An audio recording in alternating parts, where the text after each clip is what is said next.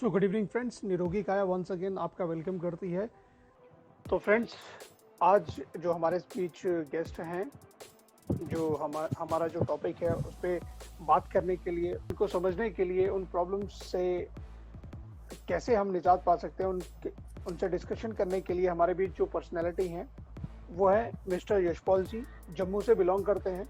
दोस्तों, सर एक life management coach है और सर्टिफाइड है by ministry of Ayush, yoga and reiki में, और फाउंडर हैं एक ऑर्गेनाइजेशन के जिसका नाम है my skill development and financial solution. Sir का हेल्थ सेक्टर में जो एक्सपीरियंस है दोस्तों, लगभग 5 सालों से भी ज़्यादा का है। सर ने हेल्थ सेक्टर में लोगों को इतना अच्छा अपने एक्सपर्टीज से सर्व किया, उनकी हेल्प करी एक अच्छा लाइफ स्टाइल जीने में।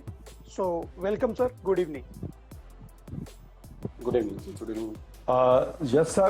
I extend a very warm welcome to you and exclusively to the viewers. To start with the program, sir, this is a question for you कि आज का जो हमारा टॉपिक है न्यूट्रिशन, तो इस पे एक शब्द जैसे मैं पहले भी जिक्र कर चुका हूं, that is a mall nutrition.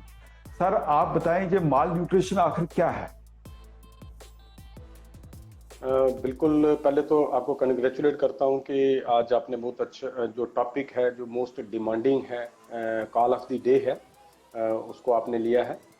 आपका जो क्वेश्चन है कि माल न्यूट्रिशन क्या है, बेसिकली ये एक डिसऑर्डर है न्यूट्रिशन का, जिसको हम कह सकते हैं इम्बैलेंस ऑफ न्यूट्रिशन। तो ये बहुत इम्पॉर्टेंट है इसको जानना, इसको समझना। और अगर आपने ये निरोगी काया के माध्यम से अपने जो व्यूअर्स हैं उनके तक ये अपॉर्चुनिटी लाई है, तो आपको मुबारक है और इस टॉपिक के ऊपर बात होनी चाहिए।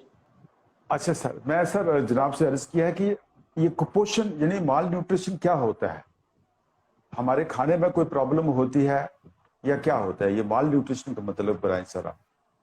हाँ, बेसिकली देखो, ये जो माल न्यूट्रिशन है ये एक इम्बैलेंस है, डिसऑर्डर है।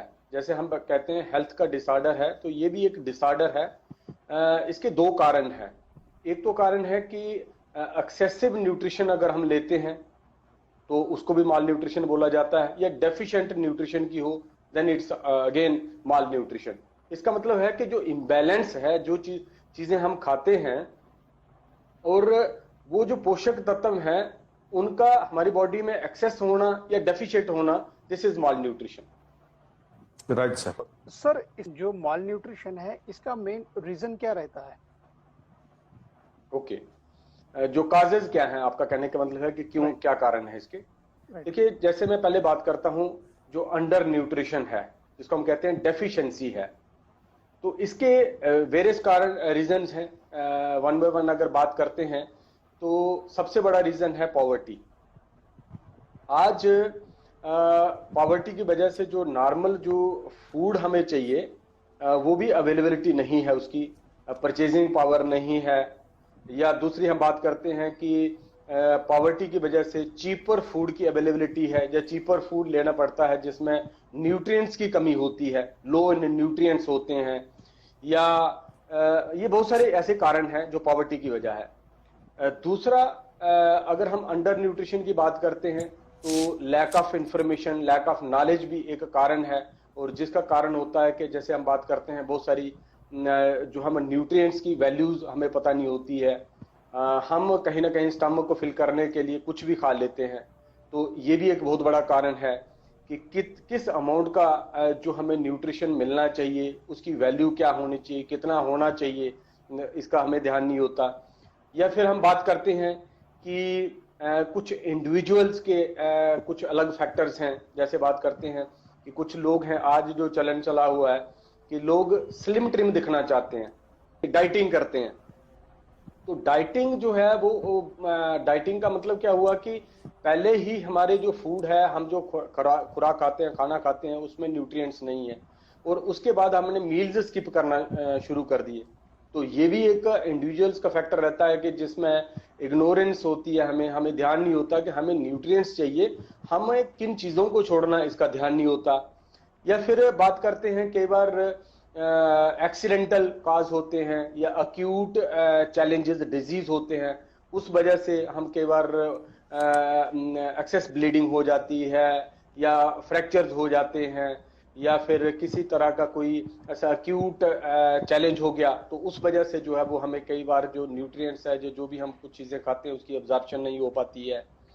या हम बात करते हैं अल्कोहलिज्म की बात करते हैं, ड्रग एडिक्शन की बात करते हैं, वो भी एक कारण है कि जो लोग इनटेक ऑफ एक्सेस अल्कोहल का लेते हैं या ड्रग्स का लेते हैं, उनकी जो डाइजेशन है या अब्जॉर्प्शन है वो कम हो जाती है। या कुछ एनवायरमेंटल फैक्टर्स हैं अंडर न्यूट्रिशन के। तो एनवायरमेंटल फैक्टर की अगर बात करें तो जैसे ड्रॉट्स हैं, जैसे बात करते हैं फ्लड आ जाते हैं, है ना, या जैसे फेमिन की बात करते हैं, तो ऐसे बहुत सारे कारण हैं जिससे लोग कुपोषित हो रहे हैं। तो ये अंडर न्यूट्रिशन की मैं बात कर रहा हूँ, तो इसके ऊपर ध्यान देना होगा। Right sir. अब सर सवाल ये पैदा होता है कि आपने बोल दिया कि हमारी बॉडी में जो चीज जानी चाहिए जिससे हमारी बॉडी बिल्ट होती है, तो वो हमारी बॉडी में नहीं जा रहा है। अब इसके जब वो कमी हमारी बॉडी में रहती है तो इसके इफेक्ट्स क्या पड़ते हैं बॉडी पे सर? देखिए, नॉर्मली जैसे सबसे बड़ी बात है कि हमारा अगर जो स्ट्रक्चर है, हमारी जो बॉडी है, वो कंप्लीट कहीं ना कहीं शुरुआत हुई थी एक सेल से, फिर बंडल ऑफ सेल से टिश्यूज बने, टिश्यू से ऑर्गन्स बने, और ऑर्गन्स मिलके एक सिस्टम क्रिएट करते हैं और एक हमारी हेल्दी बॉडी बनती है। अब अगर हमारी बॉडी की मैं बात करते हैं कि सेलुलर लेवल की भी मैं बात करूं, तो हर ऑर्गन के अलग अलग सेल्स हैं और हर ऑर्गन का न्यूट्रिशन डिफरेंट है। मैं जैसे बात करता हूं कि मैं पैनक्रियाज की बात करता हूं, तो पैनक्रियाज में दो तरह के सेल्स हैं, अल्फा सेल्स हैं, जो बीटा सेल्स हैं। अब अल्फा सेल्स का काम है कि जो चीजें हम खाते हैं उनको ग्लूकोज की फॉर्म में बदलना, उसका ग्लूकोज बनाना। लेकिन अब बीटा सेल्स हैं पैनक्रियाज में जिनका काम है उस ग्लूकोज को मेटाबोलाइज करना, इंसुलिन का बनना। अब अल्फा सेल्स के लिए जो न्यूट्रिशन चाहिए या बीटा सेल्स के लिए जो न्यूट्रिशन चाहिए, अगर हम कुपोषित हैं, अंडर न्यूट्रिशन है, तो क्या होगा कि धीरे धीरे हमारी जो पैनक्रियाज है, जो हमारे बीटा सेल्स हैं, वो वीक होते जाएंगे, कम होते जाएंगे, और हमें कहीं ना कहीं इंसुलिन बनना कम होगी तो हम डायबिटिक हो जाएंगे। Similar is the case with, जैसे हम बात करते हैं ब्रेन की। अब ब्रेन को जिस न्यूट्रिशन की जरूरत है, डीएचए की जरूरत है, या ग्लूकोज की जरूरत है ना, या मिनरल्स की जरूरत है, जिस भी चीज की हमारे ब्रेन को जरूरत है, अगर हमें वो डाइट नहीं मिली तो उससे क्या चैलेंज होंगे कि हमारा ब्रेन वीक होगा, आईज हमारी वीक होंगी, लिवर हमारा वीक होगा, तो ये चैलेंजेस बढ़ेंगे। अब कॉमन जैसे बात करते हैं कि स्किन में ड्राइनेस आना शुरू हो जाएगी, इचीनेस आना शुरू हो जाएगी, फेस आपका अलग दिखना शुरू होगा, आईज में कई तरह के चैलेंजेस होंगे, टंग में स्वेलिंग होगी, है ना, टीथ एंड गम्स की प्रॉब्लम होना शुरू हो जाएंगी, है ना, टीथ गिरना शुरू हो जाएंगे। तो ये कुछ ऐसे सिम्टम्स हैं, ऐसे चैलेंजेस हैं जो हमें लैक ऑफ न्यूट्रिशन से होते हैं या deficiency. Sir, lack of nutrition से एनीमिया, खून की कमी जिसको हम कहते हैं एनीमिक हो जाता है बंदा, ये भी उसी का कारण होता है कि वो माल नरिश्ड है बंदा। बिल्कुल बिल्कुल सर, बिल्कुल बिल्कुल। हाँ, ये तो आज एक कॉमन चैलेंज बन चुका है कि आज जैसे हम बात करते हैं, मैक्सिमम ये वुमेन के केसेस में बहुत बड़ा चैलेंज बन चुका है कि लेडीज का जो ब्लड है, ब्लड लेवल है, वो कहीं 8-9 से ऊपर जाता ही नहीं है। तो ये बहुत बड़ा कारण है जिससे लेथार्जिक रहेंगी, इन्फ्लेमेशन होगी बॉडी में, फैटिगनेस रहेगी, तो वो जो एनर्जी चाहिए, जो काम करने के लिए जो स्फूर्ति चाहिए, वो नहीं मिलेगी। तो नेचुरल है कि बहुत सारे चैलेंजेस हमारी बॉडी में आते हैं। जी गुलशन जी। जी सर, तो सर जैसे ये माल न्यूट्रिशन है, माल न्यूट्रिशन के बहुत सारे इफेक्ट्स हमारी बॉडी को आपने बताया कि होते हैं, और वाकई ऐसी कुछ देखने को हमें मिलते भी हैं सोसाइटी में। तो सर, सोसाइटी की कौन सी सेगमेंट ऐसी है जो माल न्यूट्रिशन से ज्यादा प्रभावित है? सबसे ज्यादा प्रभावित कौन सी सेगमेंट है सर सोसाइटी की? देखिए, चैलेंज तो सबके लिए है, लेकिन जो पॉवर्टी है, जहाँ पे जिन लोगों को इवन नॉर्मल फूड की अवेलेबिलिटी भी नहीं है, तो जो पोरर हैं जिनकी हम बात करते हैं, तो वहाँ पे बहुत बड़ा चैलेंज है। लोग स्टंटिंग का शिकार हो रहे हैं, बच्चे पैदा होते ही कुपोषण का शिकार हैं, उनके सही में जो ग्रोथ एंड डेवलपमेंट नहीं होती, क्योंकि न्यूट्रिशन का बहुत बड़ा रोल है बॉडी में। तो इसका सही तरीके से हमें मिलना एक बहुत बड़ा है। तो सबसे बड़ी अगर बात करते हैं तो पॉवर्टी के एरिया में है, और दूसरा हम बात करते हैं कि जो जिन लोगों के पास ये सब कुछ है, तो कहीं ना कहीं वो भी शिकार हैं, वो कहीं ना कहीं हो सकता है वो ओवर न्यूट्रिशन जिसको हम बात करते हैं वो उसका शिकार हो रहे हैं ना। तो ये चैलेंजेस दोनों सेक्टर्स में हैं, दोनों सेक्शंस में हैं, लेकिन सबसे ज्यादा जो चैलेंज है वो पॉवर्टी के एरिया में है, क्योंकि उनके तक तो कहीं कोई चीजें पहुंचती भी नहीं है। फार फ्लंग एरियाज की अगर बात करते हैं, दूर दराज इलाकों की अगर बात करते हैं, तो वहां पे एक बेसिक जो फूड भी नहीं मिलता है, तो न्यूट्रिशन तो कहाँ पे वहां पे मिलना है। जी सर, आप कह रहे हैं कि जो अमीर हैं, जिनके पास पैसा है, जिनके पास खाने के सभी जरिए हैं, वो भी न्यूट्रिशन मतलब उनको भी प्रॉपर न्यूट्रिशन नहीं मिल रही है। जो गरीब हैं उनको तो बिल्कुल नहीं मिल रही है। अब सवाल ये उठता है कि न्यूट्रिशन है क्या? What is nutrition sir? Basically nutrition is a science. ये एक ऐसी साइंस है जो कि जो हमारा फूड है जो हम खाते हैं उसमें जो न्यूट्रिएंट्स हैं उसको हम बात करते हैं कि उसके इंजेक्शन से लेके, डाइजेशन से लेके, अब्जॉर्प्शन से लेके, असिमिलेशन से लेके एलिमिनेशन तक का जो एक प्रॉपर प्रोसेस है, जो भी हमारा इनटेक है, जो भी चीजें सॉलिड है या लिक्विड है जो हम चीजें खाते हैं, अगर वो सही तरीके से फंक्शंस कर रही हैं, और उसकी जो स्टडी है basically that is the nutrition, कि कैसे कैसे जो प्रोसेसेस हैं उनका जो बैलेंस है, ओवरऑल बैलेंस है, दैट इज द न्यूट्रिशन। और nutrition is basically science. Right sir. अच्छा सर, आपने दो लफ्ज यहाँ पे बोले हैं, एसिमिलेशन एंड एक्सक्रीशन। सर ये बता दें जरा तफसील से, एसिमिलेशन क्या होता है और एक्सक्रीशन क्या होता है?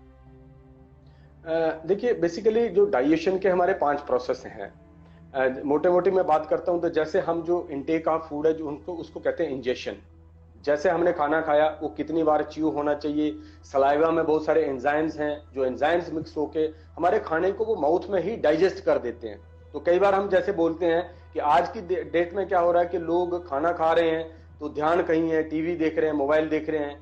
तो जो प्रोसेस हमारा जो इंजेक्शन का प्रोसेस है, लगभग 70-80% जो फूड हमारा है वो डाइजेस्ट हो जाता है माउथ में ही। तो वो इंजेक्शन प्रॉपर नहीं हो रही है, बाहर से चैलेंज है। दूसरा, फिर अगर जो हमने स्वेलो किया उसके बाद उसकी डाइजेशन है। तो अगर हमारी बॉडी, हम पूरे फोकस्ड होकर कंसंट्रेशन के साथ फूड खा रहे हैं और सही टाइम देके फूड खा रहे हैं, तो हमारी जो अब्जॉर्प्शन है, हमारी जो एंजाइम्स हैं वो मिलेंगे फूड में और उसको डाइजेस्ट करेंगे। डाइजेशन के बाद हमारे जो इंटेस्टाइन्स हैं उस वहां से अब्जॉर्प्शन होती है। लेकिन अब्जॉर्प्शन के बाद अब सबसे बड़ा रोल आता है कि अब्जॉर्प्शन के बाद क्या हमारी बॉडी की जो ब्लड सर्कुलेशन है, जो होमोग्लोबिन है जिसकी हम बात कर रहे थे, या ऑक्सीजन का जो फ्लो प्रॉपर है, या सर्कुलेशन प्रॉपर है, तो उससे क्या है कि एक एक सेल तक जो न्यूट्रिएंट्स की पहुंच है वो पहुंचना चाहिए, जो ट्रांसपोर्ट है न्यूट्रिशन का, अगर वो प्रॉपर होता है, जिसको हम कहते हैं असिमिलेशन, कि हमने अब्जॉर्प्शन भी हो गई, लेकिन अब्जॉर्प्शन होने के बाद एक एक आर्गन तक, एक एक सेल तक क्या न्यूट्रिशन पहुंच रहा है। अगर वो पहुंच रहा है then it's okay, otherwise again it will create problem. उसके बाद है एलिमिनेशन। अब जो फूड हमने खा चुके उसका अब कहीं ना कहीं उसका वेस्ट प्रोडक्ट भी है। अगर हमारा कोई प्रोसेसेस ऐसे हैं जैसे रफेज नहीं है या वाटर नहीं है, जब बहुत सारी कुछ ऐसी चीजें हैं, तो हमारा जो एलिमिनेशन है, जो वेस्ट प्रोडक्ट है वो बाहर भी नहीं जाता है, तो वो डिपॉजिट होना शुरू होता है, जिससे कई अनगिनत चैलेंजेस आते हैं। तो ये अगर 5 प्रोसेसेस कंप्लीट हैं, इंजेक्शन है, डाइजेशन है, अब्जॉर्प्शन है, असिमिलेशन है और एलिमिनेशन है, तो तब बॉडी हेल्दी है, अच्छी है, ओके है। और अगर यहाँ भी कोई चैलेंजेस है असिमिलेशन और एलिमिनेशन में, तब भी हम कहीं ना कहीं डिजीज की ओर जाते हैं। तो शॉर्टकट में सर, असिमिलेशन का मतलब ये होता है कि जो चीज हमने खाई है, खाने से मेरा तात्पर्य है nutrients sir, not food but nutrition, मतलब जो असल में हमारी बॉडी को ताकत देती है। आप कह रहे हैं कि वो जो चीज जो न्यूट्रिशन हमने लिए हैं, जब तक वो हमारे सेल्स तक ना पहुंचे, मतलब उस न्यूट्रिशन का हमारे सेल तक पहुंचना, सेल तक उस न्यूट्रिशन का पहुंचना, मतलब एनर्जी लेवल जो है वो सेल तक पहुंचा है, that is assimilation sir. It is quite clear no sir. Thank you sir. Sir, जैसे आपने बताया कि न्यूट्रिशन एक साइंस है, तो सर जनरली लोग ये जानते हैं कि न्यूट्रिशन इज ए फूड। तो सर यहाँ पे मैं थोड़ा सा डिफरेंस समझ पा रहा हूँ, तो सर मैं आपसे यही डिफरेंस समझना चाहूंगा कि फूड और न्यूट्रिशन में आखिर बेसिक डिफरेंस है क्या? देखिए, फूड जो है, फूड इज एनीथिंग, समथिंग, जो भी कुछ हम कह लें कि फूड इज एनीथिंग लिक्विड और सॉलिड स्टेट में जो भी हम कुछ खा रहे हैं that is food. Basically nutrition क्या है? न्यूट्रिशन क्या है? अब उस फूड का, जो चीज हमने सॉलिड और लिक्विड ली, उसका एक्शन है ना, और दूसरी बात करते हैं उसकी इंटरेक्शन बॉडी में क्या हुआ, और उसके बाद उसका relationship between health and disease. तो अगर ये जो तीनों जो प्रोसेसेस हैं हमारी बॉडी में, दिस इज कॉल्ड न्यूट्रिशन। अब सिर्फ किसी फूड का, किसी सॉलिड या लिक्विड का लेना, खाना, ईट करना या ड्रिंक करना वो फूड है, लेकिन उसको उसका जो प्रोसेसेस हैं, उसके एक्शंस क्या हो रहे हैं, जैसे मैंने बात करी, सिंपल एक बात करी कि हमने भले एक बहुत अच्छा कोई भी न्यूट्रिएंट्स ले लिए, लेकिन अगर उनकी डाइजेशन प्रॉपर नहीं हुई, उनको हमने सही तरीके से च्यू नहीं किया, जैसे सिंपल बात करते हैं कि पानी को खाओ और खाने को पियो।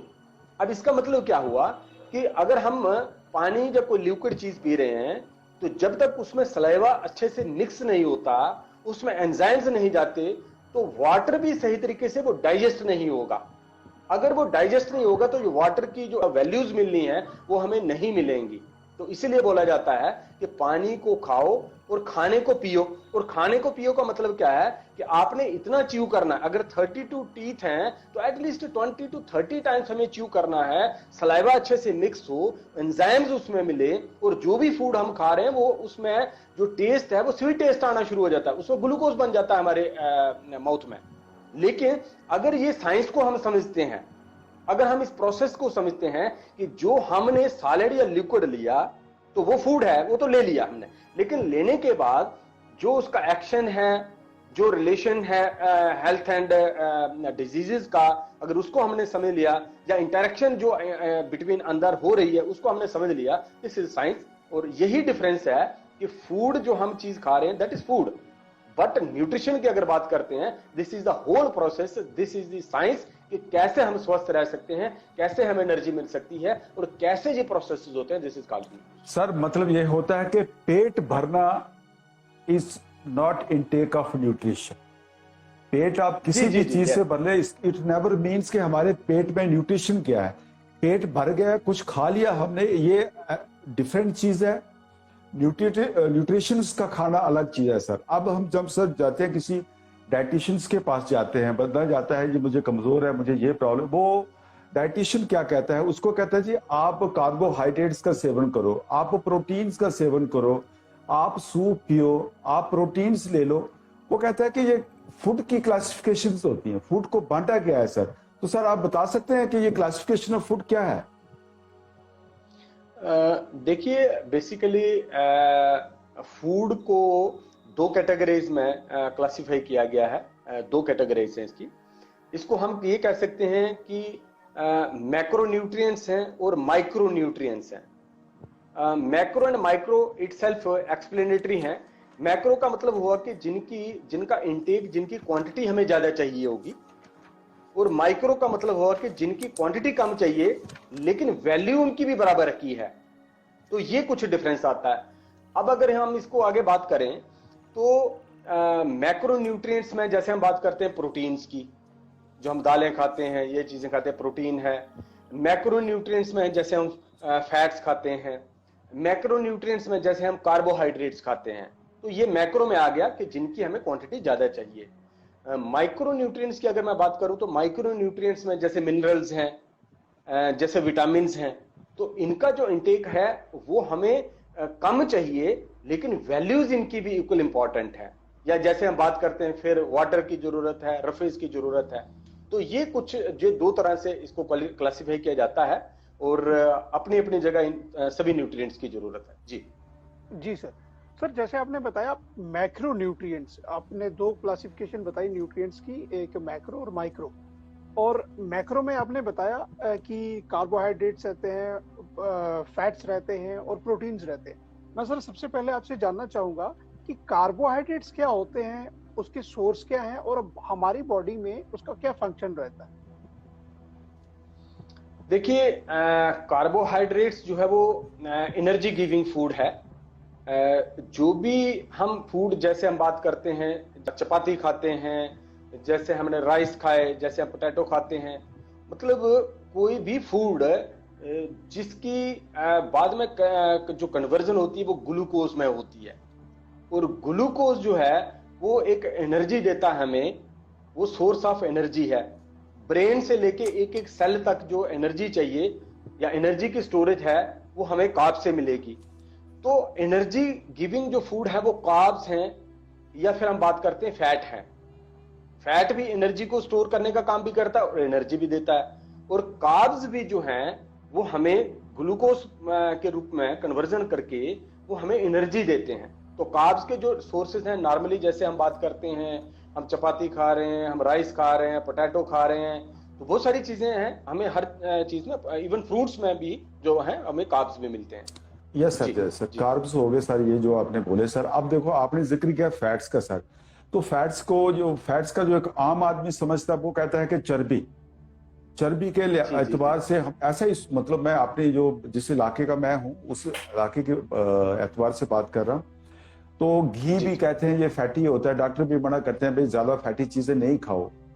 तो अब ये घी का ज्यादा खाना या फैट्स का ये मतलब फैट्स का प्रचलन ज्यादा रखना अपने आप में, तो ये जायज है? या फैट्स के जो सोर्सेज होते हैं कोई ऐसे, आजकल जैसे मार्केट में है सर कि फैटलेस घी है जी, फैटलेस फलानी चीज है जी, तो ये सारी चीजें मैच करती हैं सर? देखो सर, बेसिकली क्या है कि सबसे पहले हमें ये ध्यान देना होगा कि हम जो भी कुछ खा रहे हैं या जो भी कुछ अवेलेबल है उसकी वैल्यूज क्या है, हमारे शरीर की नीड कितनी है। जैसे कहा जाता है कि excess of everything is bad. अब जैसे मैंने बात करी कि एनर्जी गिविंग फूड जो है वो है कार्बोहाइड्रेट्स एंड फैट। अगर हमारे शरीर में जो क्वांटिटी फैट की चाहिए अगर वो नहीं होगी तो वो एनर्जी स्टोर कहां। दूसरी बात, अगर फैट हमारे शरीर में नहीं होगा तो हमारी जो जैसे जॉइंट्स हैं या हमारे स्किन है या हमारे ऑर्गन्स हैं, है ना, तो हमें फैट की जरूरत कितनी है और फैट क्या चाहिए। तो हमें इसमें अगर थोड़ी सी मैं बात करें, इसको थोड़ा एलेबोरेट करूं, तो फैट दो तरह की हैं, गुड फैट और बैड फैट है, जिसको हम कहते हैं जमा होने वाला फैट और ना जमा होने वाला फैट। इन दोनों का बैलेंस चाहिए। अब प्रॉब्लम क्या होती है कि नेचर, शरीर हमारा एक फैट बनाता है जो जमा होने वाला है, लेकिन जो ना जमा होने वाला फैट है जिसको हम कहते हैं गुड फैट, उसको हमें बाहर से लेना होगा। तो हमें यह ध्यान देना होगा कि फैट की जरूरत है, हमारा जो शरीर फैट बना रहा है उसको भी बैलेंस करने के लिए हमें आउटसोर्सिंग की जरूरत है। अब उसमें अगर बात करें तो हमें किन चीजों की जरूरत होगी? जो नेचुरल फैट्स हैं। नेचुरल फैट्स की बात करते हैं तो जैसे वेजिटेबल्स में फैट होता है, जैसे हम बात करते हैं, जैसे घी की बात आपने करी, तो घी की क्वांटिटी किसी भी इंसान को अगर 1 स्पून से 2 स्पून या आधा स्पून अगर डेली लेता है उसको कहीं भी कोई दिक्कत नहीं होगी, वो लेना चाहिए उसको। लेकिन प्रॉब्लम कहां पे आती है कि जब हमारे पास जो सोर्सेज हैं, अब वो घी नहीं होगा, पता नहीं कौन सी चीज का कुछ बना होगा, या ऑयल नहीं होगा। जैसे मैं मस्टर्ड ऑयल की आज बात करता हूं, तो मस्टर्ड ऑयल सही में अगर मस्टर्ड ऑयल होगा तो शायद वो चैलेंज ना करे, 1 स्पून 2 स्पून से कोई चैलेंज नहीं होने वाला, अगर कहीं वो तड़के में या कहीं भी लगाते हैं आप। लेकिन अगर वो सही नहीं होगा, उसमें कैसे ऐसे कुछ मिक्सचर होंगे, क्वांटिटी पूरा करने के लिए होंगे, तो क्या होगा कि उस फैट से प्रॉब्लम नहीं होती है, प्रॉब्लम हो रही है जिसका वो फैट है, जिसको हम सही शुद्ध प्रोडक्ट समझ के खा रहे हैं, वो प्रोडक्ट हमें अवेलेबल नहीं होता है सर। तो ये देखना जरूरी होगा कि अगर वो फैटी एसिड तीनों बराबर हैं, जिसको कहते हैं SFA MUFA PUFA, saturated fatty acid, unsaturated fatty acid and mono unsaturated fatty acid, ये अगर बैलेंस हैं तो कोई दिक्कत नहीं होती, और ये बैलेंस्ड डाइट हमें लेनी होगी। और फैट और कार्बोहाइड्रेट्स जो हैं ये एनर्जी गिविंग फूड हैं, ये लेने होते हैं और लेने चाहिए। सर एक चीज तो तय है ना, इंसान तो लालची है ना, जब कोई चीज टेस्टी लगती है वो कहता है दो भाई। और ये मैंने अक्सर देखा होगा बारातों में या कहीं भी देखो, अगर आपको देसी घी मिलता है तो बंदा क्या करता है कि 1-2 स्पून डाल लेते हैं आपने उसमें कि मैं ताकतवर हो जाऊंगा। तो अभिप्राय मेरा कहने का ये है सर, ये जो आपने बात की ना गुड फैट्स बैड फैट्स की, तो ये क्या एक कारण बनते हैं हमारे जो बैड फैट्स हैं कि हमारे जो आर्टरीज होती हैं, जो अपना सर्कुलेशन होती है उसको ऑब्स्ट्रक्ट करती हैं, कहीं ना कहीं नाड़ों में जमावट हो जाती है चर्बी की, ultimately that converts into heart disease, ऐसा ही है? बिल्कुल बिल्कुल देखिए सर, ऐसा है कि जब इम्बैलेंस होगा, जैसे मैंने बात करी कि सैचुरेटेड फैटी एसिड है, पॉली अनसैचुरेटेड फैटी एसिड है, मोनो अनसैचुरेटेड फैटी एसिड है, अगर तो ये तीनों बैलेंस्ड हैं, क्योंकि होता क्या है कि जैसे नॉर्मली मैं बात करता हूं कि जैसे मस्टर्ड ऑयल की मैं बात करता हूं, तो मस्टर्ड ऑयल में हमें ये चाहिए कितने होते हैं, हमें चाहिए होते 30 एंड 40 के बीच में, इसका रेशियो होना चाहिए ये तीनों फैट्स का। लेकिन होता क्या कि जैसे हम अगर मस्टर्ड ऑयल की बात करते हैं तो उसमें एक फैटी एसिड 60 के ऊपर है, आप कभी घर में कोई बोतल होगी उसको देखिएगा, और दूसरा फैटी एसिड 3-4 है, एक फैटी एसिड बैलेंस है, और इसीलिए कहा जाता था कि घर में ऑयल को चेंज करके खाना चाहिए। दूसरी बात करते हैं घी की। अब देसी घी अगर कॉम्बिनेशन में खाते हैं तो देसी घी में एक फैटी एसिड ज्यादा होगा, एक कम होगा, एक उसमें भी बैलेंस होगा, लेकिन मस्टर्ड ऑयल में जो कम था वो देसी घी में वो बराबर होगा। तो इसीलिए देसी घी और मस्टर्ड ऑयल का कॉम्बिनेशन लेते हैं तो दो फैट्स एटलीस्ट बैलेंस होते हैं, लेकिन ज्यादा खाने से दो जो है वो जो एक्सेस हैं तो वो बढ़ेंगे भी। तो इसीलिए अगर हमें ये जानकारी मिले कि ये तीनों बैलेंस जो हैं ये किस ऑयल में है, किस प्रोडक्ट में है, या इनको बैलेंस करने के लिए हम क्या खाएं, इसके ऊपर भी जानकारी होना बहुत जरूरी है। सर आपके हवाले से मैं सुनने वालों से ताकीद करूंगा कि अगर वो फैट्स के शौकीन हैं तो इस रेशो को आप अपने खाने में मेंटेन कीजिएगा, अदरवाइज कोई चारा नहीं बनता है बाद में ट्राइग्लिसराइड्स, कोलेस्ट्रॉल या एचडीएल, एलडीएल, इनका ध्यान रखेंगे सर। गुलशन जी। बिल्कुल सर, बिल्कुल, ये काफी जरूरी है सर। इसी के साथ जैसे सर ने बताया था कि मैक्रो में एक और न्यूट्रिशन आती है जिसको बोला जाता है प्रोटीन। सर आजकल हम देखते हैं कि यंग जनरेशन जो है काफी एंथुजियास्टिक है अपनी बॉडी के प्रति, सब लोग मस्कुलर दिखना चाहते हैं, है ना, फीमेल्स मेल्स सभी। तो सर उनमें बड़े प्रचलन है कि प्रोटीन्स को लेके वो बहुत ज्यादा कॉन्शियस है कि ज्यादा से ज्यादा प्रोटीन लेना है। तो सर हमें बताएं, ये समझाएं कि प्रोटीन क्या है, उसका फंक्शन क्या होता है हमारी बॉडी में, और जो रियल में जो प्रोटीन है उसका क्या सोर्स है। देखिए गुलशन जी, बिल्कुल आपने सही कहा कि आज जो यंग लोग हैं, यूथ हैं, इवन कोई भी आदमी, देखो सबसे बड़ी बात तो क्या है कि प्रोटीन क्या है इसको समझना जरूरी होगा। ये मैक्रोन्यूट्रिएंट्स हैं। प्रोटीन और मिनरल्स, ये दो जो न्यूट्रिएंट्स हैं, मैक्रो और माइक्रो दोनों, ये दोनों बॉडी बिल्डिंग का काम करते हैं। हमारी जो जिसको मसल्स की हम बात कर लें या स्ट्रक्चर की हम बात करें, इसके लिए बहुत जरूरत है। अब प्रोटीन की जरूरत कितनी है? प्रोटीन की जरूरत होती है 1 kg अगर वेट है तो उसको 1 ग्राम प्रोटीन चाहिए, हेल्दी रहने के लिए, अपने ग्रोथ के लिए, मसल्स को बनाए रखने के लिए, अपने स्केलेटल मसल रेशियो को बैलेंस रखने के लिए, अपने वेट को मैनेज करने के लिए प्रोटीन का बहुत बड़ा रोल है। अब प्रोटीन हमें कितना चाहिए? 1 kg के पीछे 1 ग्राम। अब मान के चलो किसी का 70 kg वेट है, तो 70 kg का मतलब है कि उसको एट लीस्ट 70 ग्राम प्रोटीन चाहिए। तो अब क्या होता है कि 70 ग्राम प्रोटीन नेचुरल डाइट से कई बार नहीं मिलता, नहीं पॉसिबल है, क्योंकि हमारे जो फूड हैं वो प्रोटीन रिच नहीं होते। तो हम कहीं जो दालें हैं या पनीर खा रहे हैं या कुछ चीजें ऐसी हैं, इवन जो हम रोटी भी खाते हैं, चपाती भी खाते हैं, अगर 100 ग्राम आटा है तो उसमें 30 ग्राम तक जो है वो प्रोटीन उसमें भी होता है।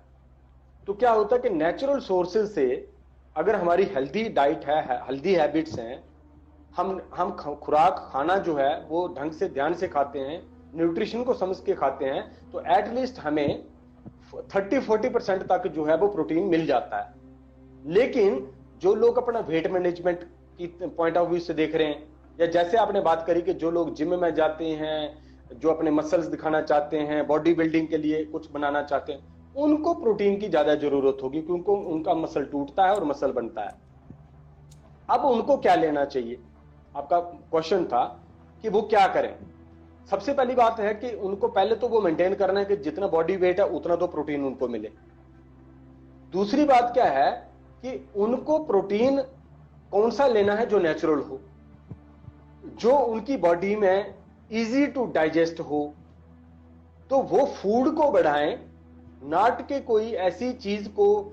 बहुत सारी चीजें हैं जिनको आज का यूथ कहीं ना कहीं जल्दी अपनी बॉडी को बनाने के लिए इस्तेमाल करता है, वो नहीं करना चाहिए जी। एक चीज मैं यहाँ से पूछूंगा आपको, ये जो प्रोटीन्स बिकते हैं आपके, तो ये क्या स्टीरॉइड्स तो नहीं होते हैं कहीं?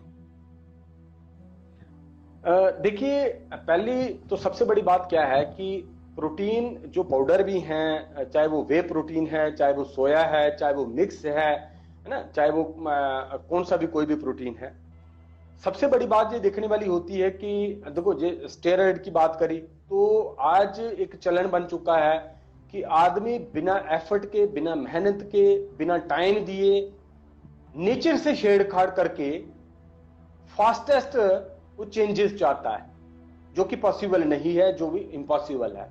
अब उन केसेस में क्या होते हैं कि कई बार यूथ जो लोग हैं कहीं ना कहीं गुमराह हो जाते हैं, मिसगाइड हो जाते हैं, और वो अपनी शरीर के साथ खिलवाड़ करते हैं, कुछ स्टेरॉइड के इंजेक्शन लगवा लेते हैं, या कुछ ऐसे सोर्सेज जो प्रोटीन के हैं वो ले लेते हैं जो कहीं भी सर्टिफाइड नहीं होते, अप्रूव नहीं होते, क्या इंग्रेडिएंट्स हैं उनके बेचने वाले का कोई ऐसा नहीं होता। मोस्ट ऑफ द केसेस में आप देखेंगे वो नहीं होते, क्योंकि मैंने बहुत कम ब्रांड देखे जिनके अपने स्टोर्स होते हैं। अगर तो किसी का ये बेचने वाले का खुद का स्टोर है, क्योंकि ये जो ऐसी इंडस्ट्री है, ऐसी मार्केट है जहां पे लोग चोरी छुपे, लोग बताते भी नहीं है कि हम खा के आ रहे हैं इस बॉडी को बनाने के लिए। तो इसीलिए क्या होता है कि लोग ये कोई कंसल्टेशन ज्यादा लेते नहीं, एक्सपर्ट्स के पास जाते नहीं, और वो सो कॉल्ड जो कुछ इंस्ट्रक्टर्स या कुछ ऐसे लोग होते हैं जिनको सही में कोई इतना उस ढंग का कोई नॉलेज या कोई ऐसी कोई स्टडीज उनकी नहीं होती, वो कहीं ना कहीं ऐसे प्रोडक्ट्स को रिकमेंड कर देते हैं जिनका खुद को भी उनका नॉलेज नहीं होता कि वो प्रोडक्ट्स आते कहां से हैं, बनते कहां पे हैं, उनकी सर्टिफिकेशंस क्या हैं, उनको कहां से किसी ने अप्रूव किया हुआ है। तो उससे क्या है कि उससे चैलेंजेस आते हैं और उससे हेल्थ बनने के बजाय हेल्थ बिगड़ती है। और आप देखते हैं कि आज बहुत सारे यूथ को आपने देखा होगा कि जिम के अंदर हार्ट अटैक हो गया, कार्डियोवैस्कुलर चैलेंजेस आ गए, सिया के शिकार हो गए लोग, तो बहुत सारे चैलेंजेस जो है वो बढ़ रहे हैं। तो अब सर, अभी तक आपने जो बात की ना, that was of macro nutrients sir. अब माइक्रो एक आता है, आपने जिक्र किया था कि क्लासिफिकेशन के हिसाब से एक मैक्रो होता है, दूसरा होता है माइक्रो। अब माइक्रो शब्द ये होता है कि which is not visible to the naked eyes sir. अब ये माइक्रो न्यूट्रिएंट्स क्या होते हैं, this I want to know कि ये क्या होते हैं माइक्रो न्यूट्रिएंट्स। हाँ, देखिए, जैसे मैक्रो की बात करी थी कि मैक्रो का मतलब क्वांटिटी ज्यादा चाहिए, माइक्रो का मतलब क्वांटिटी कम चाहिए, लेकिन इंपॉर्टेंस इज इक्वल, इवन उससे भी ज्यादा है। माइक्रो न्यूट्रिएंट्स की हम अगर बात करते हैं तो जो मिनरल्स हैं, जैसे कैल्शियम है, आयरन है, बोरान है, सिलिकॉन है, सेलेनियम है, ये सारी जो चीजें हैं ये क्या है, ये मिनरल्स हमें चाहिए। मिनरल्स और विटामिन्स, इनका बहुत बड़ा रोल है हमारी बॉडी में। इनको हम अगर हम बात करते हैं तो इनको प्रोटेक्टिव फूड भी कहते हैं। ये एक ऐसे फूड हैं कि जिनकी क्वांटिटी कम चाहिए लेकिन इंपॉर्टेंस बहुत ज्यादा है, क्योंकि ये प्रोटेक्शन का काम करते हैं, ये डिफेंस मैकेनिज्म को स्ट्रांग करते हैं, ये हमारी इम्यूनिटी को एनहांस करने का काम करते हैं, ये डाइजेशन को बढ़ाते हैं। तो इनका बहुत बड़ा रोल है। जैसे मैं मिनरल्स की बात कर रहा था, तो मिनरल्स के तीन रोल आ जाते हैं। पहला, बॉडी बिल्डिंग की जैसे बात करते हैं, जो ग्रोथ है, डेवलपमेंट है, मिनरल्स चाहिए। दूसरा हम बात करते हैं हमारे जो भी बॉडी में एंजाइम्स बनते हैं, अगर मिनरल्स की डेफिशिएंसी होगी, इन माइक्रो न्यूट्रिएंट्स की डेफिशिएंसी होगी, तो हमारी बॉडी के सही से एंजाइम्स नहीं बनेंगे। और अगर एंजाइम्स नहीं बनेंगे, भले हम कोई भी कितना भी अच्छा फूड खा लें, वो डाइजेस्ट नहीं होगा। तो जब डाइजेशन नहीं होगी तो खाया हुआ भी वेस्ट है, और हमें लगेगा तो हम खाते बहुत हैं लेकिन फिर भी बीमार है। तीसरा बात करते हैं मिनरल्स की ही, तो तीसरा मिनरल्स का बहुत बड़ा काम है हमारी बोन स्ट्रक्चर का। हमारा जो ढांचा है, ये ढांचा 10 साल में चेंज होता है। मतलब आज मेरी जो बोन्स हैं, अगर मैं इनका ध्यान नहीं दूंगा अगर मैं मिनरल्स का ध्यान नहीं दूंगा, अगर calcium, iron, boron, silicon, selenium इनकी डेफिशिएंसी होती रही, तो 10 साल के बाद मेरी जो बोन्स होंगी वो वीक होंगी, और पता लगेगा कहीं बाथरूम में स्किप हुआ तो हड्डी टूट गई, ये हुआ वो हुआ, फिर बेड रिडन हो गए, ये चैलेंजेस आएंगे। तो ये मिनरल्स के 3 रोल हो गए कि ग्रोथ एंड डेवलपमेंट का रोल हो गया, एंजाइम्स की हेल्थ के लिए मिनरल्स की जरूरत है, और तीसरा जो रोल है मिनरल्स का वो हमारे बोन स्ट्रक्चर के लिए है। अब बात करते हैं विटामिन की। जैसे बात करते हैं विटामिन ए, बी, सी, है ना, डी, इनके क्या रोल हैं? हमारी बॉडी में जो भी हम फूड खाते हैं उसका जो केमिकल रिएक्शंस हैं, वो केमिकल रिएक्शंस पॉसिबल तब होंगी जब हमारी बॉडी में मिनरल्स, विटामिन होंगे सारी। तो विटामिन अगर होंगे तो जो भी हम कुछ खाते हैं उसकी केमिकल रिएक्शंस होंगी, और जो भी कन्वर्जन होगी, जो भी उनकी फूड की जो हमारा इंटेक था उसकी जो न्यूट्रिएंट्स बनेंगी, तो सारे का सारा जो प्रोसेस है वो मिनरल विटामिन की वजह से होगा। तो इसका मतलब है कि अगर हमारी बॉडी में प्रॉपर मात्रा में एडिकेट जो है वो मिनरल्स होंगे, विटामिन होंगे, तो हमारी बॉडी के टोटल फंक्शंस जो है वो सही होंगे। तो और हमारी बॉडी का जो प्रोटेक्टिव जो मैकेनिज्म है, जो प्रोटेक्टिव फंक्शंस है वो प्रॉपर होंगे। जी विजय सर। अच्छा सर, ये विटामिन का जो सीरीज होता है, जैसे बी कॉम्प्लेक्स होता है, B1, 2, 3, 4, 6 या B12। अब अक्सर मैंने सुना है कि B12 अगर विटामिन D3 ना हो तो आपका जो कैल्शियम है वो एब्जॉर्ब नहीं होता है, या ब्रेन में जो डाइट होती है B12 की होती है, या विटामिन ए होता है, C, E, K वगैरह जो भी होते हैं सर, ये तो ये अब इनका सोर्सेस जो सोर्स होता है सर, ये कहां से लोगों को मिलेंगे, कैसे कैसे खाएंगे इस टाइप के जो विटामिन होते हैं हमारे पास? देखिए, पहली तो सबसे बड़ी बात है कि अगर हम नेचर से कनेक्ट होते हैं, जितने भी फूड्स हैं, जो भी नेचुरल फूड्स हैं और जो भी सीजनल फूड्स हैं, उन सब में ये चीजें मिलेंगी। अब बात करते हैं कि मिनरल्स एंड विटामिन की जो माइक्रो न्यूट्रिएंट्स हैं, ये भरपूर मात्रा में वेजिटेबल्स में, भरपूर मात्रा में फ्रूट्स में, खासकर जो डार्क फ्रूट्स हैं, डार्क फ्रूट्स में दबा के मिनरल्स एंड विटामिन होते हैं। और अगर वो सोर्स मिल जाए, अगर सही में फोटोसिंथेसिस हुआ है, सनलाइट में फूड पके हैं, फ्रूट्स पके हैं, तो इसका कोई मुकाबला नहीं है। तो इसका अगर बेटर सोर्स हम सोचें तो जब सीजनल कोई भी फ्रूट्स हैं, और सीजन में भी जब मिड ऑफ द सीजन होता है, जब भरमार होती है उन फ्रूट्स और वेजिटेबल्स की, तो कोशिश होनी चाहिए कि उस पीरियड में ज्यादा से ज्यादा फ्रूट्स और वेजिटेबल्स खाई जाएं, ज्यादा से ज्यादा रॉ सैलेड्स और रॉ चीजें खाई जाएं, ज्यादा से ज्यादा बॉइल्ड चीजें खाई जाएं, जिससे हमारे विटामिन और मिनरल्स नेचुरल सोर्सेज से भी मिलते हैं। और अगर कोई डेफिशिएंसी होती भी है, जैसे बात करी थी कि जैसे B12 की डेफिशिएंसी आज मैक्सिमम लोगों को हो रही है, तो अगर कोई ऐसी डेफिशिएंसी होती है तो फिर कुछ नेचुरल सप्लीमेंटेशन भी ऐड कर सकते हैं, क्योंकि आज वो बहुत लाजमी है, क्योंकि नेचुरल फूड में कहीं ना कहीं डेफिशिएंसी भी है। With due respect to your good self, I am repeating once again sir, आज के दौर में ये केमिकलाइज्ड पेस्टिसाइड्स, ये जितना भी जमाना है, इज इट पॉसिबल कि आपको कहीं पे ऐसा फ्रूट मिल जाए जिसका आप जिक्र कर रहे हैं? देखिए, कहते हैं कि फ्रूट्स तो आज देखो पैसा कमाने की होड़ है, और हर आदमी चाहता है कि मेरा फ्रूट जो है वो फटाफट से मार्केट में पहुंचे, और जब अगर मार्केट में अवेलेबल नहीं है और मेरा पहले पहुंचे, क्योंकि तभी वो पैसा कमाएगा। अगर 10 रुपए की चीज है तो वो 50 रुपए में बेच के पैसा कमा सकता है। जब नॉर्मल नेचुरल होना शुरू हो जाएगा, जब हर जगह पैदा होना शुरू हो जाएगा, तो उसकी कॉस्ट कम हो जाती है। तो पहली बात तो यह है कि ये इम्पॉसिबल तो खैर नहीं है, लेकिन इसके ऊपर थोड़ा सा लोगों को खोज करनी पड़ेगी, लोगों को सोचना पड़ेगा।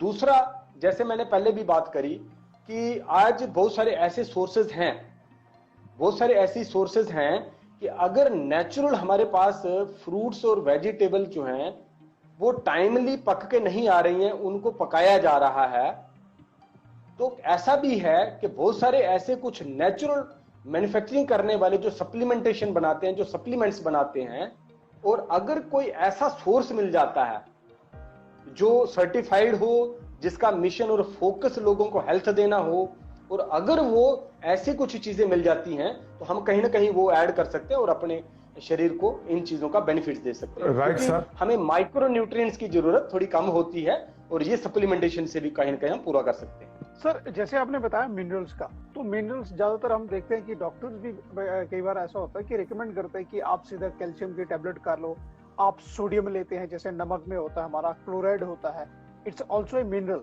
तो हम उसको डायरेक्ट ले सकते हैं।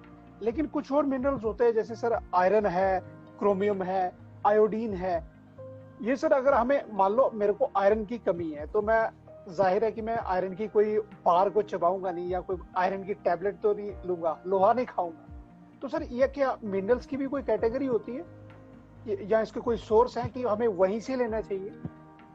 नहीं, देखिए इसमें तो दो कैटेगरीज तो पहले है ही है। अगर आप लेना चाह रहे हैं तो आप क्या लेना चाह रहे हैं, आपको सिंथेटिक सोर्स है क्या ऑर्गेनिक है? अब ये दो बहुत बड़ा क्वेश्चन है ये।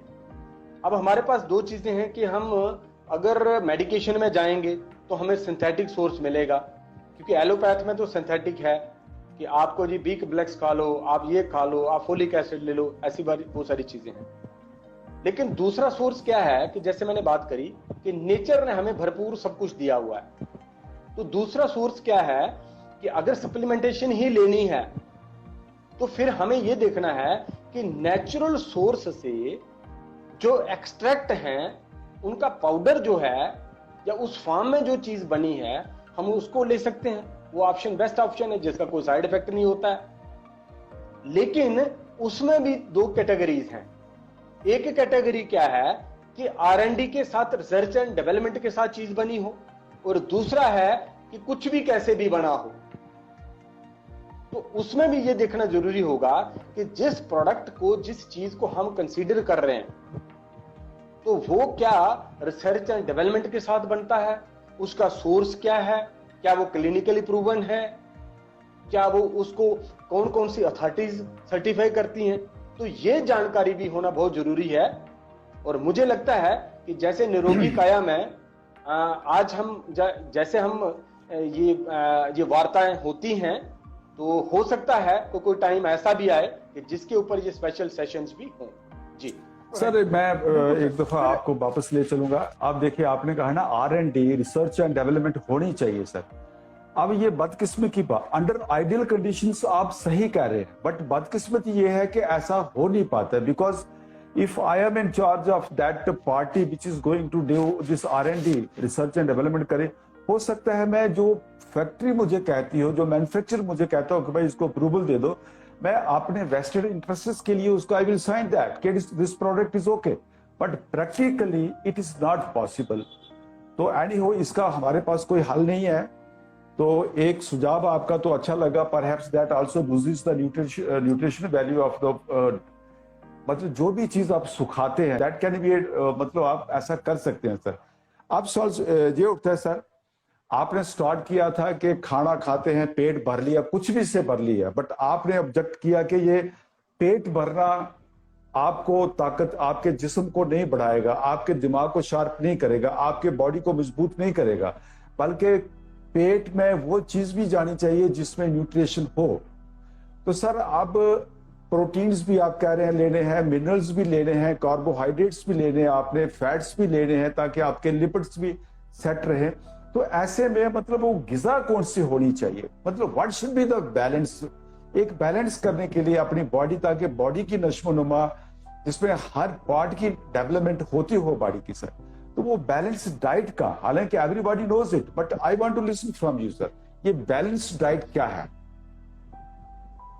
देखिए सर, अगर हम बात करते हैं नेचुरल एक रूटीन जो शेड्यूल है हर आदमी का, तो सबसे पहली बात तो जो है कि जैसे मॉर्निंग में अगर हम स्टार्ट करते हैं, हमारी बॉडी में हमारा जो सिस्टम है वो मॉर्निंग में जो एंजाइम्स बनाता है वो फ्रूट्स और जूसेस को डाइजेस्ट करने के लिए बनाता है।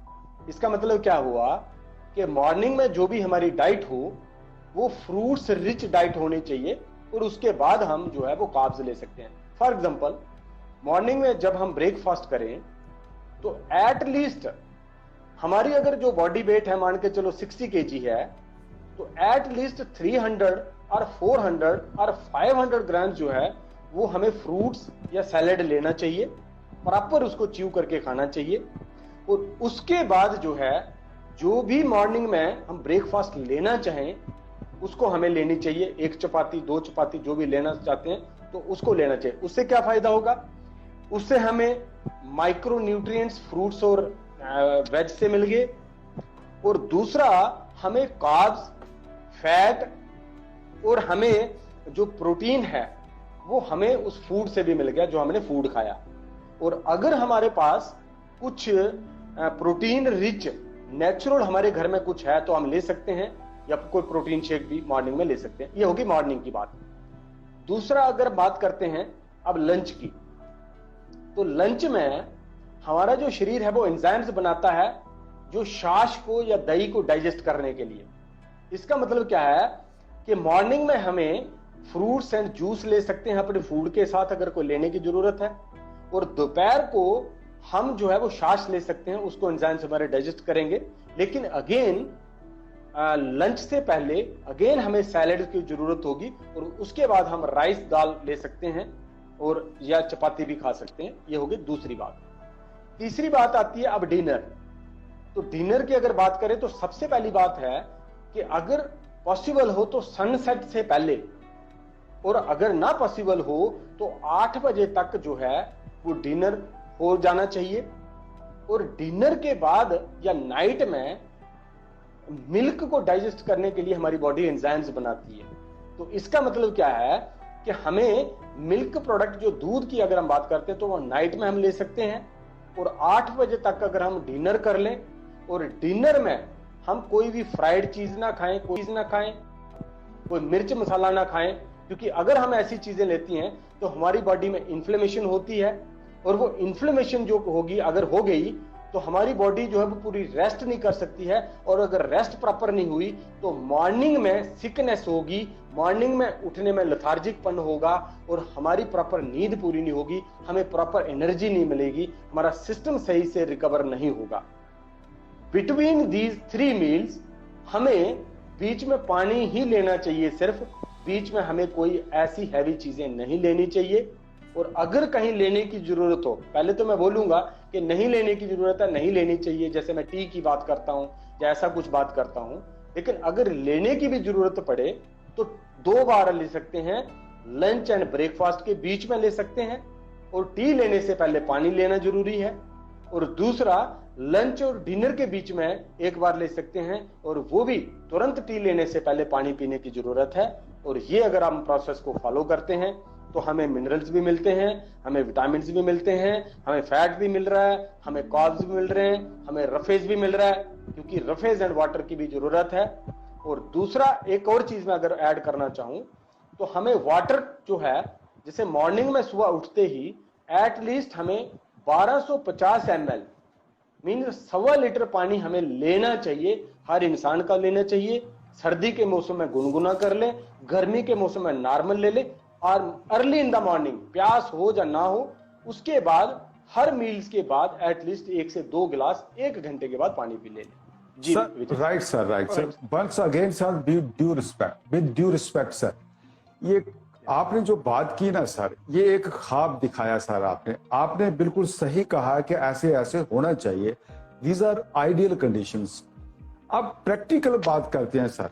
आप कहते हैं कि सुबह उठो, जूसेस का सेवन करो, दोपहर को ये जो भी आपने बताया, सुबह फ्रूट्स हो गए, दोपहर को कुछ और, तो शाम को ये मिल्क वाला जो भी कहा है, तो ये जितना भी सामान है सर, ये एक ख्वाब, मेरे नजदीक एक ख्वाब है। Because when I had been a student, या आजकल के जो हमारे बच्चे हैं या स्टूडेंट्स हैं, व्हाट दे आर डूइंग, वो सुबह 12 बजे उठते हैं सर, सुबह 4 बजे, रात को 4 बजे सोते हैं सर। अब वो जूस कौन उनको पिलाएगा, उनको ये छाछ कौन पिलाएगा या फ्रूट्स कौन खिलाएगा, उनको होश ही नहीं है। मतलब अच्छा, दूसरी बात मान लेते हैं सर, बच्चा सुबह उठता है, जल्दी उठता है, but because of financial position या किसी और वजह से ये कोई भी चीज उपलब्ध नहीं है सर, विद सर्टेन एक्सेप्शंस। ऐसा पॉसिबल नहीं होता है हमारे पास, क्योंकि जो बच्चे कहां से, कोई हॉस्टल में रहता है, कोई कैसे होता है, तो this is all not possible. अगर हम प्रैक्टिकल बात करें सर, तो उसमें बच्चे हेल्पलेस हैं सर। इन बातों से जो जनाब ने की है सर, आपने गलत नहीं कहा, आपने बिल्कुल सही कहा, बट ये प्रैक्टिकली इंप्लीमेंट आज की जनरेशन पे लागू नहीं होती है सर। आज उनके डिस्पोजल पे क्या है सर, वही बर्गर्स हैं, मोमोज हैं शाम को, मतलब ये सारा ही सामान sir, which is all non fibrous. तो आपके माध्यम से मैं ये कहना चाहूंगा कि माय डियर जो स्टूडेंट्स हैं, बच्चे हैं, कि भाई अपने साथ ना डिसऑनेस्टी ना करो, अपने साथ बेईमानी ना करो। जनाब यशपाल जी जो आपको बात कह रहे हैं, इनको 50% भी अगर मान लेते हो आप, 25% भी मान लेते हो आप, तो you will be a man with a steel body.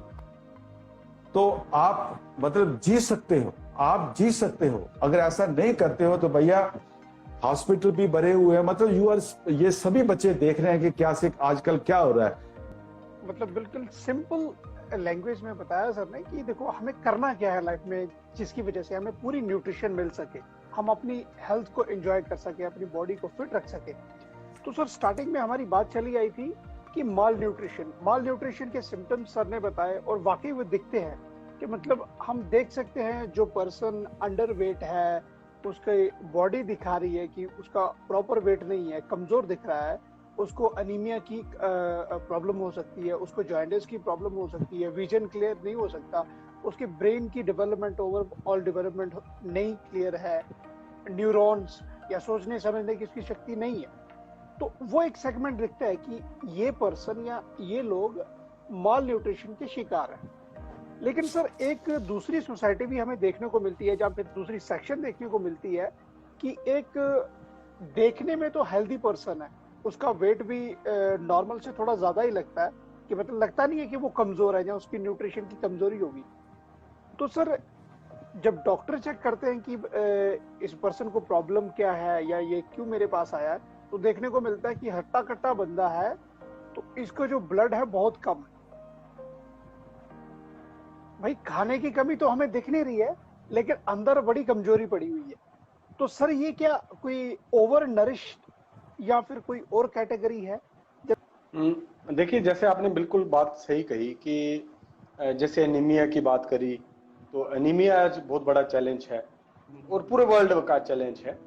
अब उसमें यह भी कारण नहीं है कि लोगों को खुराक नहीं मिल रही है, तो इसका कारण कहीं ना कहीं एक्सेसिव जो न्यूट्रिशन का भी कारण है कि कुछ चीजें हमारी बॉडी में इतना इनटेक हो जाता है कि जिससे कुछ और न्यूट्रिएंट्स की अब्जॉर्प्शन में या उनकी डाइजेशन के में बात करें तो उसमें कहीं ना कहीं कन्वर्जन में दिक्कत आती है। तो ये तो है ही है, ये चैलेंज तो हमें आएंगे, क्योंकि हमें ये पता नहीं होता कि हम खा क्या रहे हैं, वो कितना खा रहे हैं। तो इसकी जानकारी पूरी होना, इसके बारे में समझ बूझ पूरा होना, न्यूट्रिशन होता क्या है। जैसे आज के सेशन में हमने अपने बहुत अच्छे क्वेश्चंस पूछे और इन क्वेश्चंस के माध्यम से मुझे लगता है कि बहुत सारी इंफॉर्मेशन लोगों को मिली होगी। हमें जागरूक होना होगा। जैसे विजय सर ने बात करी कि हमारा यूथ है, बच्चों के पास ना सोने का टाइम है ना जागने का टाइम है, कहीं ना कहीं जो साइकिल है वो डिस्टर्ब है। सबसे बड़ी बात क्या है कि अगर हम वेलनेस की बात कर रहे हैं, निरोगी काया की बात करते हैं, तो wellness is not only about physical health. Wellness is overall balance of various elements. कोई भी आदमी धरती पे ऐसा नहीं होगा जो चाहता है कि मैं बेड पे पड़ा रहूं, मैं हॉस्पिटल पे पड़ा रहूं, मैं वीकनेस का शिकार रहूं, मेरा शरीर चल ना सके, मैं दौड़ ना पाऊं, मेरे को सांस फूले, कोई भी नहीं चाहता है। फिर भी दुनिया अस्वस्थ है, बीमार है, लाचार है। हॉस्पिटल्स बढ़ रहे हैं, डॉक्टर्स बढ़ रहे हैं, ट्रीटमेंट्स बढ़ रहे हैं, कॉस्ट बढ़ रही है, आदमी इमरजेंसी फंड इकट्ठा कर रहा है। उसका कारण क्या है? उसका कारण है कि हमने कहीं ना कहीं इन एलिमेंट्स को, सही जो सिमेट्री है, सही जो सीक्वेंस है, उसको हमने कहीं ना कहीं भुला दिया है। कि कोई भी आदमी जब तक वो फिजिकल हेल्दी नहीं होगा, वो ना तो मेंटली हेल्दी हो सकता है, ना स्पिरिचुअलिटी में हेल्दी हो सकता है, ना वो सोशली हेल्दी हो सकता है, ना वो ऑक्यूपेशनली हेल्दी हो सकता है। कोई भी आदमी किसी भी पोजीशन पे हो, किसी भी बिजनेस में हो, उस बिजनेस में वो तब तक अच्छी परफॉर्मेंस नहीं दे सकता जब तक वो हेल्दी ना हो। इसका मतलब क्या हुआ कि सबसे बड़ा जो पहला जो फर्स्ट फोकस होना चाहिए, दैट शुड बी हेल्थ। और खासकर जो ब्रेड विनर हो, जो एक इंपॉर्टेंट पर्सन हो फैमिली का, जिसके ऊपर सारे डिपेंडेंट हो, उस आदमी को अपनी हेल्थ का कितना ध्यान देना चाहिए, अपनी खुराक का कितना ध्यान देना चाहिए। मुझे तो ये लगता है कि एटलीस्ट उसको मंथली अपने ऊपर 5 से 10% का बजट रखना चाहिए कि जो भी उसकी इनकम हो वो पहले उस मशीन को दे। अगर मैं कोई कार चलाता हूं तो मुझे पता होना चाहिए कि जिस कार से मैंने ट्रेवल करना है, जिस कार को मैंने 100 to 150 की स्पीड में दौड़ाना है, उस कार के टायर कैसे होने चाहिए, उसकी सर्विसेज होनी चाहिए, है ना, उसके फिल्टर्स होने चाहिए। तो ये बहुत सारी चीजें, इसके ऊपर ध्यान देना होगा। और जब हमारे समाज और सोसाइटी को हेल्थ की इंपॉर्टेंस पता चलेगी तो वो समझना चाहेंगे कि what is nutrition, what is food, what is निरोगी काया, why macronutrients are important, why micronutrients are important, हमें कहां से मिल सकते हैं, वो खोज करेंगे। और खोज करते करते एक दिन गुलशन जी को या विजय जी को वो थैंक्स भी करेंगे और वो ढूंढेंगे भी कि हमें वो सोर्सेज बताओ कि कहां से हमें बेस्ट सोर्सेज से हमें सही चीजें मिल सकती हैं, या हम कैसे अपनी हेल्थ को निरोगी बना सकते हैं जी। अच्छा सर, ऐसे है, आप देखिए सर, ये जो न्यूट्रिशन है ना, it is a multi dimensional process sir. अब इसमें आपका फिजिकल हेल्थ आता है, इमोशनल हेल्थ आता है, सोशल हेल्थ आती है और ऑक्यूपेशनल हेल्थ भी आती है। तो ये सारी चीजें समझ आती हैं कि फिजिकल हेल्थ जो होती है वो हमने कैसे मेंटेन करनी है, या इमोशनल, ये तो हमारा जाती मसला है, इसको हम मेंटेन कर सकते हैं सर। तो ऑक्यूपेशनल भी हम जैसे जैसे ऑक्यूपेशन हमारा है उसी के हिसाब से we can maintain our health in that area. Gulshan ji. जी सर, बिल्कुल सर, क्योंकि अपनी हेल्थ को, अपनी बॉडी को, अपने माइंड को अगर पॉजिटिव रखना है तो उसका जो सोर्स है, उसको जो फ्यूल हमें देना है वो भी एक नेचुरल और हेल्दी फ्यूल देना चाहिए। तो सर, जैसे कि न्यूट्रिशन पे बात हो रही है, न्यूट्रिशन पे आज आपने बहुत अच्छी चर्चा की, लेकिन लास्ट में हम एक आपसे जानना चाहेंगे कि जैसे आज का प्रचलन है कि यूथ, ज्यादातर यूथ देखा गया है कि बड़ा हेल्थ एंथुजियास्टिक है, उसको हेल्थ को मेंटेन करना है, वो जिम ज्वाइन करता है, एक्सरसाइजेस करता है, लेकिन अपनी बॉडी को मसल्स को फिट रखने के लिए, हेल्दी रखने के लिए वो क्या करता है, सप्लीमेंट्स की तरफ जाता है। बिकॉज सबको पता है कि जो हमारा फूड है उसमें प्रॉपर न्यूट्रिशन नहीं है, और साथ में जो हमें फूड मिल रहा है कहीं ना कहीं उसमें टॉक्सिन्स ज्यादा हैं। तो उसके पास एक ही सोल्यूशन रह जाता है कि वो न्यूट्रिएंट्स को आउटसोर्स करे, कोई प्रोडक्ट ले, कोई सप्लीमेंट ले। तो सर, हम आपसे ये जानना चाहेंगे कि जब कोई इंसान उन प्रोडक्ट्स को चूज करे तो उसको क्या पैरामीटर्स चेक करना चाहिए उस सप्लीमेंट को, उस प्रोडक्ट को चूज करने से पहले, ताकि वो एक हेल्दी प्रोडक्ट चूज करे अपनी बॉडी के लिए। देखिए, इसको अगर हेल्थ, दो चीजें हैं, एक है हेल्थ और दूसरा है आपको मसल बनाना है सिर्फ। अगर तो आप हेल्थ के पॉइंट ऑफ व्यू से आगे बढ़ते हैं तो आपको एक लीन मसल की जरूरत होती है, आपको अपनी बॉडी को डिटॉक्स करके प्रॉपर एक प्रोटीन रिच फूड की जरूरत होती है ना, प्रॉपर सर्कुलेशन की जरूरत होती है, जिससे आपका मसल जो है एक लीन मसल अच्छे से बने। और वो जो है वो आप कभी अगर जिम भी छोड़ते हो, एक्सरसाइज भी छोड़ते हो, तो वो मसल खराब नहीं होना चाहिए, खत्म नहीं होना चाहिए, और लाइफ टाइम के लिए आपको हेल्थ मिलनी चाहिए। अब अगर ऐसा कोई सप्लीमेंटेशन चूज कर ली कि जिसने एकदम से बूस्ट दिया, तो जिस चीज ने बूस्ट दिया वो एकदम से खत्म भी होगी। दूसरी बात क्या होती है कि अगर हमने कोई अनसर्टिफाइड या कोई ऐसा न्यूट्रिशन लिया कि जिसने हमारा मेटाबॉलिक जो प्रोसेस है उसको डिस्टर्ब कर दिया, जिसने हमारे लिवर को लोडेड कर दिया, जिसने हमारे लिवर को फैटी बना दिया, क्योंकि लिवर ने उसको सिंथेसाइज करना है, लिवर ने उसको डाइजेस्ट करना है, लिवर ने कितने सारे एंजाइम्स बनाने हैं। तो अगर कोई ऐसी इंग्रेडिएंट, ऐसी चीज हुई जिसको सही से रिसर्च एंड डेवलपमेंट नहीं हुई हो और सिर्फ एक बॉडी बिल्डिंग के पॉइंट ऑफ व्यू से किसी ने बना दिया हो, और ऐसा अगर हमने अनाप शनाप न्यूट्रिशन ले लिया तो वो डैमेज करेगा। तो यूथ को चाहिए कि वो पहले अंडरस्टैंड करे कि वो हेल्थ चाहते हैं, वो फिट रहना चाहते हैं, वो अपनी लाइफ को बढ़ाना चाहते हैं, कि सिर्फ शो ऑफ की दुनिया में आगे बढ़ना चाहते हैं। अगर जो मस्कुलर बॉडी अगर इतनी हेल्दी होती तो जितने हमारे एथलीट्स हैं, जितने हमारे ओलंपिक्स में खेलें करते हैं, जितने हमारे जो प्लेयर्स हैं, तो उनको सबसे पहले पैरामीटर्स ये होने चाहिए कि भाई आप पहले मसल बनाओ, आप पहले इतनी अपनी इस टाइप की बॉडी बनाओ। इसका मतलब उसकी नीड नहीं होती है, आपको फ्लेक्सिबिलिटी चाहिए, आपका muscle healthy, skeletal muscle ratio आपकी अच्छी चाहिए। तो कई बार लोगों को यह भी पता नहीं होता कि what is skeletal muscle ratio, what is muscle mass, what is, लोगों को कई बार, मैं भी जब हम हेल्थ एंड वेलनेस की बात करते हैं तो कई बार हम जब एक अवेयरनेस कैंप लगाते हैं तो उसमें कई बार देखते हैं कुछ पैरामीटर्स होते हैं, जैसे बीएमआई मशीन में देखते हैं, तो उसमें आदमी का वेट के साथ साथ उसकी बीएमआई, उसका फैट, उसका विसरल फैट, उसका स्केलेटल मसल रेशियो, उसका मसल मास और उसका वाटर रिटेंशन आता है। तो हम कई बार बोलते हैं लोगों को कि देखो जी, जो वाटर है वो 60 और 80 के बीच में होना चाहिए। तो लोगों का कई बार 45-50 भी नहीं होता। तो हम ये पूछते हैं, मतलब मैं ऐसे लोगों की मैं बात कर रहा हूं जो जिमिंग करते हैं, जिनके मसल हैं, तो मैं पूछता हूं कि भाई ये वाटर लेवल भी आपका नहीं है ठीक। तो वो कई बार कहते हैं कि आज ना मैंने पानी कम पिया, मैंने ना अभी पानी पीना है। तो मैंने कहा भाई पानी पीने से आपका वाटर लेवल नहीं दिखता है, इसका मतलब है कि आपका जो मसल होना चाहिए, जो प्रोटीन होना चाहिए बॉडी में, वो नहीं दिख रहा है।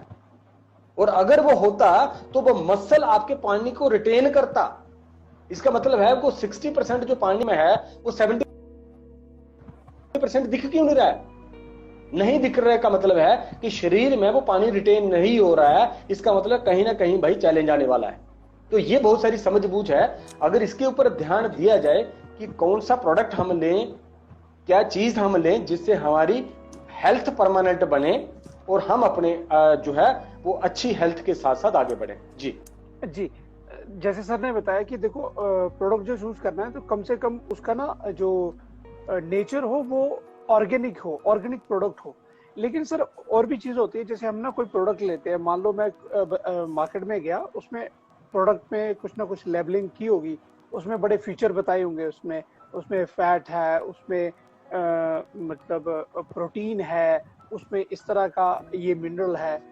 तो सर उसमें फीचर तो बहुत अच्छे बनाए होते हैं, लेकिन उन फीचर को या उनकी प्रामाणिकता बताने के लिए एक्चुअली क्या होता है कि कुछ जो वैलिड प्रोडक्ट होते हैं उनके लिए एक रेगुलेटरी अथॉरिटीज होती हैं जो सील ऑफ अप्रूवल देती हैं, जिनको देख के एक आम कस्टमर समझ सकता है कि ये प्रोडक्ट जो है ये झूठ नहीं बोल रहा है, इसके पास सर्टिफिकेशन है। तो उन सर्टिफिकेशन का क्या रोल रहता है सर हमें चूज करने के लिए राइट प्रोडक्ट को? देखो, सबसे बड़ी बात क्या है कि बिल्कुल आपने सही कहा कि जैसे फूड और सप्लीमेंट्स की मैं बात करूं या फूड्स की बात करूं, तो जैसे इंडिया की बात करते हो तो food safety standard of India है। अब देखो, फूड सेफ्टी स्टैंडर्ड हमारे स्टार्ट हुए हैं, लेकिन आज भी हजारों टन माल जो है वो डुप्लीकेट पकड़ा जाता है। आज भी हजारों टन माल जो है वो ऐसा होता है कि जिसमें लेवलिंग होती है, लिखा होता है, लेकिन उसमें वो इंग्रेडिएंट होते नहीं है, है ना। तो ये तो एक बात आ गई। दूसरी बात क्या है कि अगर हम हेल्थ में कुछ ऐसी चीज ऐड कर रहे हैं जो पैक्ड है, कुछ चीज ऐड कर रहे हैं कि जो जिस चीज का हमें कोई हेल्थ बेनिफिट और नुकसान भी हो सकता है, इसका मतलब है कि उसके बारे में हमें पूरी जानकारी चाहिए। तो सबसे बड़ी बात क्या है कि जिस प्रोडक्ट को हम कंज्यूम करने वाले हैं उस प्रोडक्ट के बारे में हमें ये जानकारी हो कि इस प्रोडक्ट में क्या क्या है, उसको कौन सी अथॉरिटीज अप्रूव कर रही हैं। अगर बात करते हैं कि कहीं अगर इंटरनेशनल कोई ब्रांड खा रहे हैं तो वो इंटरनेशनल ब्रांड आपको मिल कहां से रहा है, उसका सोर्स क्या है, क्या वो C2C मॉडल से मिल रहा है। C2C मॉडल का मतलब क्या होता है कि ये मैन्युफैक्चरर है, कंपनी है, और ये कस्टमर है। कंपनी और कस्टमर के बीच में कोई लोग तो नहीं है। अगर कंपनी और कस्टमर के बीच में लोग हैं तो उसकी कोई गारंटी नहीं है कि आपके तक जो प्रोडक्ट आ रहा है वो उस कंपनी का है भी कि नहीं है। अगर टाटा का नमक, अभी जम्मू की मैं बात करूं तो वेयर हाउस में अभी पिछले दिनों में कितने ट्रक पकड़े गए, तो टाटा ने डुप्लीकेट नहीं किया, लेकिन जो मिडल मैन बीच में है वो हजारों टन के जो साल्ट को, नमक को डुप्लीकेट बना सकते हैं। तो फिर जो लोग प्रोडक्ट खा रहे हैं 5-5, 10-10 हजार के जो प्रोटीन शेक लेते हैं, वो ऑथेंटिक कहां से हैं, उनको सर्टिफाई कौन कर रहा है, क्या वो कंपनी के स्टोर से ले रहे हैं, क्या वो कंपनी का ऑफिस है उस कंट्री में या उस टाउन में या उनके मोहल्ले में जहां से वो ले रहे हैं। अगर नहीं है, अगर थर्ड पार्टी इन्वॉल्वमेंट है, तो वो प्रोडक्ट्स शायद वो नॉन जेन्युइन खा रहे हैं और वही हेल्थ चैलेंज आज बना रहे हैं। जी, जैसे आपने फसाई का नाम लिया, तो फसाई तो अल्कोहल ब्रांड्स पे भी रहती है, अल्कोहल प्रोडक्ट्स पे भी रहती है ना। तो हमें आपका कहने का मतलब ये है कि कम से कम आप अपने लिए जो चूज कर रहे हैं उसकी सर्टिफिकेशन जो है, अथॉरिटी है, वहां पे रीचेक कर ले, क्योंकि आपकी हेल्थ से ज्यादा इंपॉर्टेंस किसी और चीज की नहीं हो सकती। देखो इसके लिए मैं एक ही चीज कहना चाहूंगा कि जो भी आदमी सप्लीमेंटेशन की ओर जाए, सबसे पहले तो वो नेचुरल की ओर जाए। दूसरी बात वो करे कि उसको ऑलवेज डायरेक्ट कंपनी से प्रोडक्ट लेना चाहिए। एट लीस्ट उसका अगर कोई चैलेंज होता है तो वो कंपनी को पूछ सकता है, वो कंपनी से प्रोडक्ट होना चाहिए, ना कि कहीं मिडल मैन सोर्सेस से प्रोडक्ट उसको लेने चाहिए। ये सबसे पहली क्राइटेरिया रखना चाहिए, क्योंकि हम आटा दाल चावल नहीं ले रहे हैं, हम वो चीज ले रहे हैं जिसके बारे में किसी को जानकारी ही नहीं होती है। जी विजय सर, आप कुछ बोलो। अच्छा सर, ऐसे है, अभी तक जो आपने बातें की ना, ये सारी पैसे खर्चे करने वाली बातें हैं। अगर प्रोडक्ट ले तो पैसा खर्च करना पड़ेगा, दूध लेना, जो भी न्यूट्रिशन लेने। अब मैं बात करूंगा सर कोई चीज मुफ्त पे, मैं इसमें आपकी राय जानना चाहूंगा। तो क्या सर, सबसे पहले मैं ये बात करता हूं आपसे, क्या खुश रहना या जोर जोर से हंसना इज इट अ न्यूट्रिशन? देखो सर, एक तो अच्छा पूछिए, आप पूछ रहे। ठीक है सर, तो दोस्तों की जो सोसाइटी होती है उसमें अपने आप को शामिल रखना, इज इट अ न्यूट्रिशन? तीसरा सर, क्या मुस्कुराना भी न्यूट्रिशन का काम करती है सर? अगर करती है तो मैं ये कहना चाहूंगा कि तेरी मुस्कुराहट से सुधर जाती है तबीयत मेरी, तेरी मुस्कुराहट से सुधर जाती है तबीयत मेरी। बताओ ना, तुम इश्क करते हो या इलाज करते हो? तो sir, with this remarks I thank each and everybody who has listened, who has viewed, और खासकर जनाब का मैं तहे दिल से मशकूर हूं कि जनाब ने बहुत सारा टाइम अपनी मसरूफियात में से निकाल कर हमें दिया। और लेकिन ये एक पुण्य का काम है, आपने इंफॉर्मेशन दी है लोगों को सर। तो मैं चाहूंगा व्यूअर्स कि मैं आपका बड़ा शुक्रगुजार हूं, क्योंकि आप हमारी बात सुनते हो, नॉलेज कितना लेते हो, प्रैक्टिकली उसको कितना इंप्लीमेंट करते हो, this is purely your choice. हमारा जो काम था हमने कर लिया, अब रहा आपका काम, वो आपने करना है। And with these remarks I will say good night to everybody with this commitment कि अगर लाइफ बेवफाई नहीं करती है, अगर जिंदगी बेवफाई नहीं करती है, तो अगले संडे को फिर इसी जगह पे, इसी टाइम पे आपसे फिर मुलाकात होगी। तब तक के लिए enjoy the life, be safe and always keep smiling. Thank you very much. Thank you sir, thank you so much, take care. Thank you sir.